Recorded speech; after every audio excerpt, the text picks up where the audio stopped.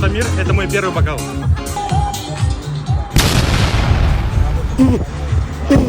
Меня зовут Дамир, и это мой первый бокал.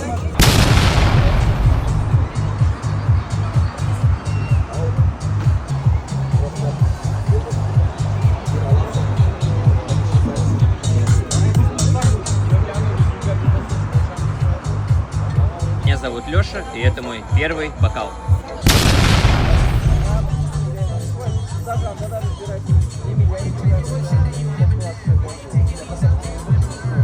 Меня зовут Булат, и это мой первый бокал.